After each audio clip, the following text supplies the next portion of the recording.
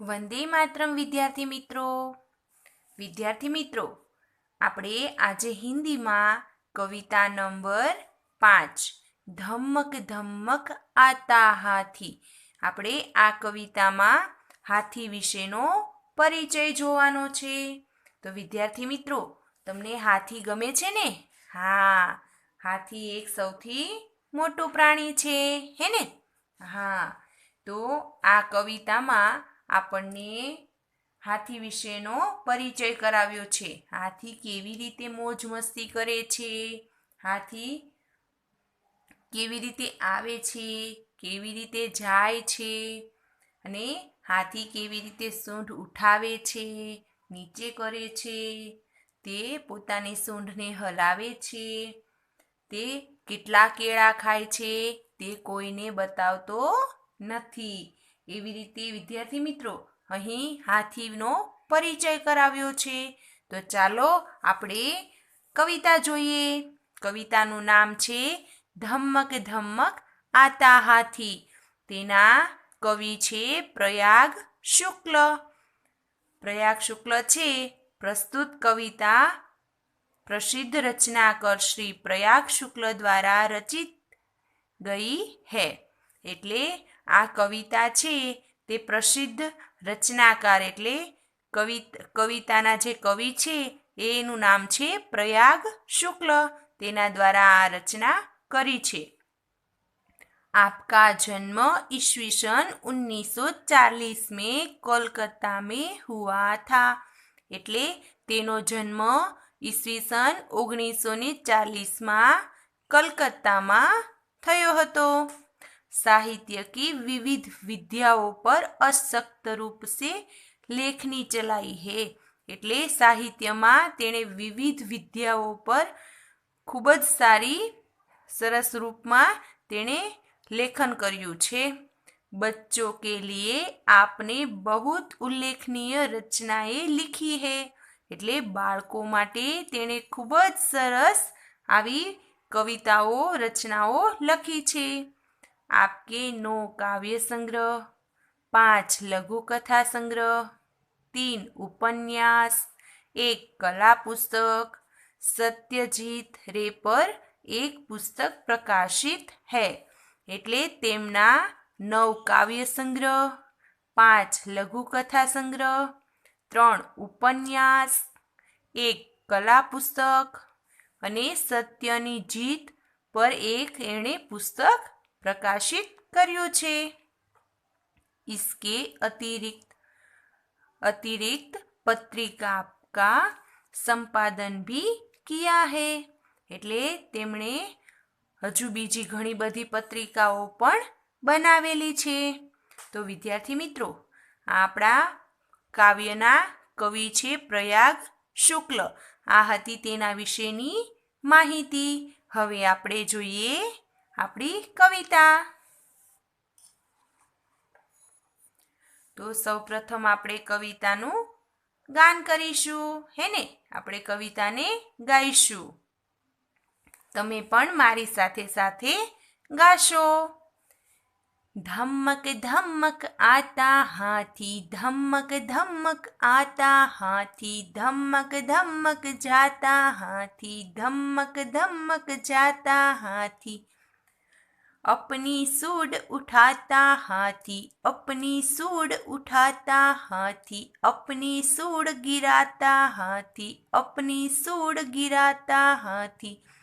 अपनी सूंड हिलाता हाथी, अपनी सूंड हिलाता हाथी, अपनी सूंड घुमाता हाथी, अपनी सूंड घुमाता हाथी। धमक धमक आता हाथी, धमक धमक आता हाथी, धमक धमक जाता हाथी, धमक धमक जाता हाथी। जब पानी में जाता हाथी, जब पानी में जाता हाथी, भर भर सूंड नहाता हाथी, भर भर सूंड नहाता हाथी। कितने केले खाता हाथी, कितने केले खाता हाथी। वह तो नहीं बताता हाथी, वह तो नहीं बताता हाथी, धमक धमक आता हाथी, धमक धमक जाता हाथी, धमक धमक आता हाथी, धमक धमक जाता हाथी। તો વિદ્યાર્થી મિત્રો, આવી રીતે તમારે પણ કવિતાનું ગાન કરવાનું છે. તો ચાલો આપણે સૌપ્રથમ પહેલેથી કવિતા જોઈએ. અહીં ધમક ધમક આતા હાથી. ધમક એટલે જોશભેર, એટલે જોશભેર હાથી આતા. આતા એટલે આવે છે. જોશભેર હાથી આવે છે. જોશભેર હાથી જાય છે. જાતા એટલે જાય છે. એટલે જોશભેર ધમક ધમક આતા હાથી એટલે જોશભેર હાથી આવે છે. ધમક ધમક જાતા હાથી, જોશભેર હાથી જાય છે. અપની સૂડ ઉઠાતા હાથી એટલે અપની એટલે પોતાની, સૂડ એટલે સૂંઢ, ઉઠાતા એટલે ઉપાડે છે. એટલે પોતાની સૂંઢ ઉપાડે છે હાથી. અપની સૂડ ગિરાતા હાથી એટલે પોતાની સૂંઢને નીચે કરે છે, હે ને, ઉપાડે છે અને નીચે કરે છે. પછી અપની સૂંઢ હિલાતા હાથી એટલે પોતાની સૂંઢને હિલાતા એટલે હલાવે છે હાથી. અપની સૂંઢ ઘુમાતા હાથી, અપની એટલે પોતાની, સૂંઢ એટલે સૂંઢ, ઘુમાતા એટલે ફેરવવું. તો પોતાની સૂંઢને ફેરવે છે હાથી. તો હાથી શું શું કરે છે? હાથી સૂંઢને ઉઠાવે છે, હાથી સૂંઢને નીચે કરે છે, હાથી સૂંઢને હલાવે છે, હાથી સૂંઢને ઘુમાવે છે એટલે ફેરવે છે.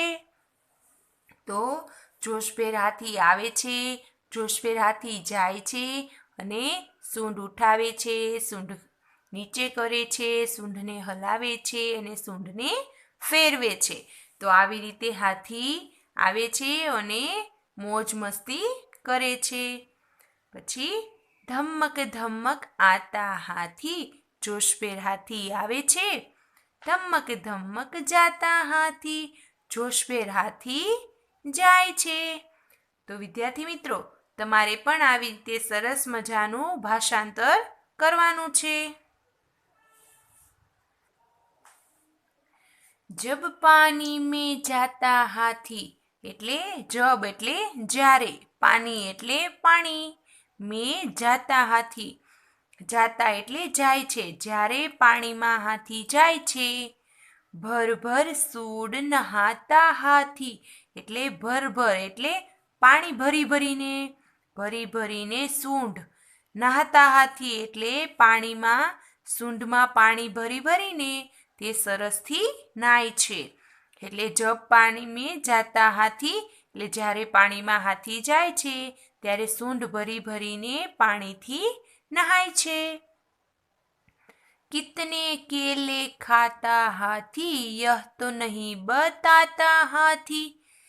કિતને કેલે એટલે કિતને એટલે કેટલા, કેલે એટલે કેળા, ખાતા હાથી એટલે કેટલા કેળા ખાય છે હાથી. યહ તો નહીં બતાતા હાથી એટલે તે આપણને બતાવતો નથી, તે બતાવતો નથી, તે કેટલા કેળા ખાય છે તે બતાવતો નથી. ધમક ધમક આતા હાથી, ધમક ધમક જાતા હાથી એટલે જોશભેર હાથી આવે છે, જોશભેર હાથી જાય છે. હાથીને પાણી ખૂબ પ્રિય છે, ખૂબ જ ગમે છે. તો તે જ્યારે પાણીમાં જાય છે ત્યારે તે પાણીમાં સૂંઢ ભરીને નાય છે. પછી હાથીને કેળા ખૂબ પસંદ છે, તેને કેળા ખૂબ ભાવે છે. તો તે કેટલા કેળા ખાય છે તે આપણને બતાવતો નથી. તો આ કવિતામાં આપણને હાથી આવે છે જોશભેર, જોશભેર જાય છે, તે પોતાની સૂંઢને ઉઠાવે છે, નીચે કરે છે, સૂંઢને હલાવે છે, સૂંઢને ફેરવે છે, પછી તે પાણીમાં જાય છે, પાણીમાંથી સૂંઢ ભરી ભરીને નહાય છે અને તે કેટલા કેળા ખાય છે એ આપણને બતાવતો નથી. એવું આ કવિતામાં આપણને વર્ણન કરેલું છે. તો વિદ્યાર્થી મિત્રો, તમારે પણ આવી રીતે સરસ મજાની કવિતા વાંચવાની છે ને સરસ મજાનું તેનું ભાષાંતર કરીને બોલવાનું છે. ચાલો જોઈએ હવે નીચે શબ્દાર્થ. તો આપણે નોટબુકમાં શબ્દાર્થ લખેલા જ છે ને. ધમ્મક એટલે જોશ, તેજ. પાણી એટલે જલ, નીર, સલીલ. હાથી એટલે ગજ, ગજ એટલે હાથી. હવે જોઈએ નીચે અભ્યાસ. प्रश्न 1, कविता का अभिनय के साथ गान कीजिए. એટલે કવિતા છે તેનો આપણે અભિનય કરીને ગીત ગાવાનું છે. તો આપણે હમણાં મેં ગીત ગાયું એવી રીતે તમારે પણ ગીત ગાવાનું છે અને આપણી નોટબુકમાં આખી કવિતા લખવાની છે.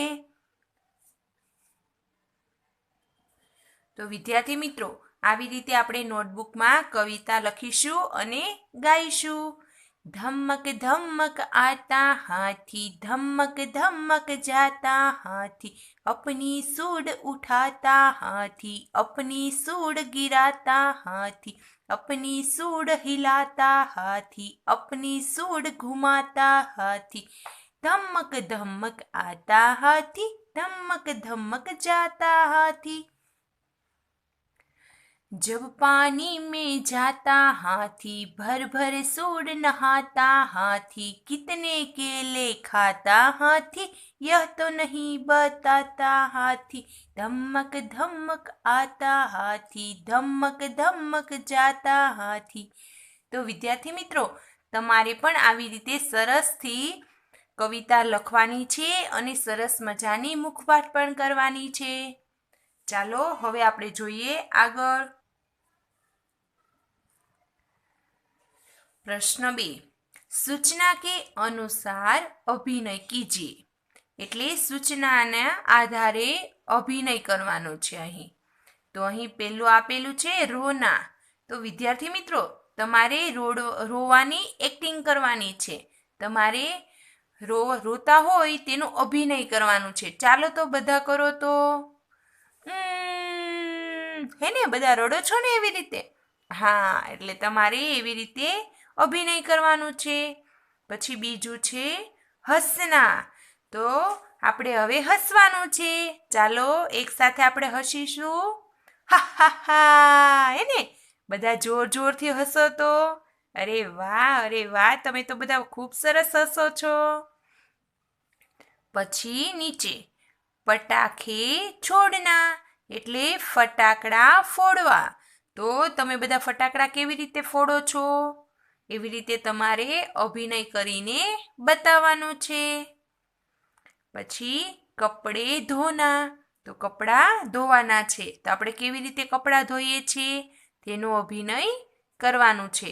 પણ વિદ્યાર્થી મિત્રો, આ અભિનય તમારે ઘરે જ તમારા મિત્રો, ભાઈ, બહેન સાથે કરવાનું છે. ચાલો જોઈએ પ્રશ્ન આગળ 3. प्रश्न 3, अ पढ़िए और समझिए. વાંચો અને સમજો. તો અહીં આપણને શબ્દો આપેલા છે, એને આપણે વાંચવાના છે અને સમજવાના છે. પેલો શબ્દ છે ઉઠાના, એટલે ઉપાડવું. ગિરાના એટલે નીચે કરવું. તો વિદ્યાર્થી મિત્રો, આપણે આ ઉઠાવવું અને ગિરાવવું એટલે નીચે કરવું, આને કહેવાય વિરોધાર્થી શબ્દ. આને કહેવાય વિલોમ શબ્દ. આપણે વિરોધી શબ્દ, જો ઊંચું હોય તો કહેવાય નીચું, મોટું તો નાનું, પછી પકડવું તો છોડી દેવું, એ એકબીજાના વિરોધી શબ્દ કહેવાય. એટલે આ બધાને કહેવાય વિરોધી શબ્દ. ઉઠાના, ગિરાના. આના એટલે આવવું, જાના એટલે જવું, છોટા એટલે નાનું, બડા એટલે મોટું, ઊંચા એટલે ઊંચું, નીચા એટલે નીચું, પકડના એટલે પકડવું, છોડના એટલે છોડવું. તો વિદ્યાર્થી મિત્રો, આ હતા આપણા વિરોધી શબ્દો. હવે જોઈએ પાછળ. બ. ઉપર દિए गए विलोम शब्द पर आधारित वाक्य बनाइए. ઉપર એટલે આપણને જે પ્રશ્ન 3 માં જે આપણને શબ્દો આપેલા છે, વિરોધી શબ્દ મેં કહ્યું ને, તેને કહેવાય વિલોમ શબ્દ પણ કહી શકાય. તો એ વિરોધી શબ્દ પર આપણે વાક્યો બનાવવાના છે. અહીં ઉદાહરણ તરીકે આપ્યું છે, જૈસે ગીરે હુએ કો ઉઠાના ચાહીએ. એટલે જે નીચે પડી ગયેલા હોય તેને આપણે ઉઠાવવું એટલે ઉપાડવા જોઈએ, તેને ઊભા કરવા જોઈએ.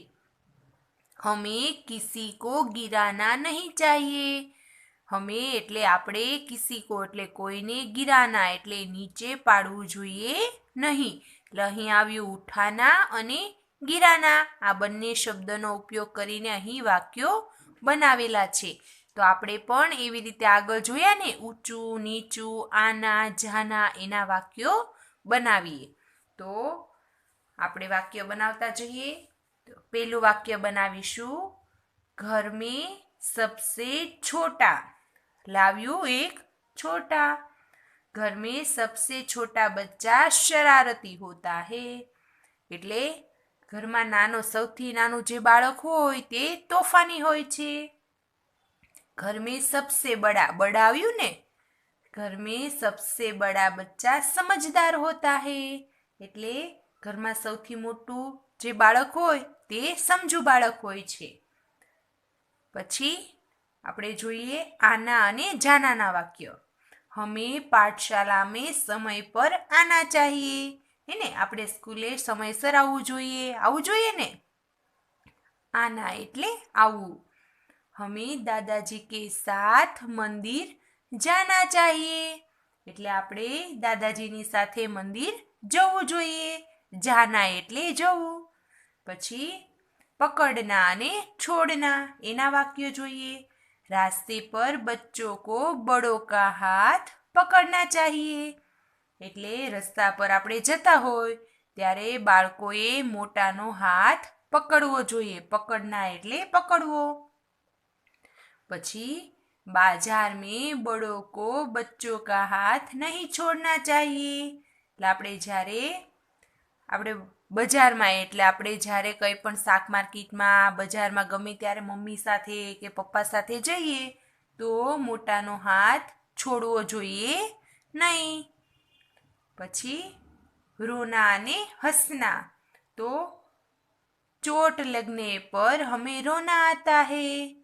એટલે ચોટ એટલે આપણને કંઈ પણ વાગે તો આપણને રડવું આવે છે, હે ને, રોના. પછી જોકર કો દેખકર હમે હસના આતા હે.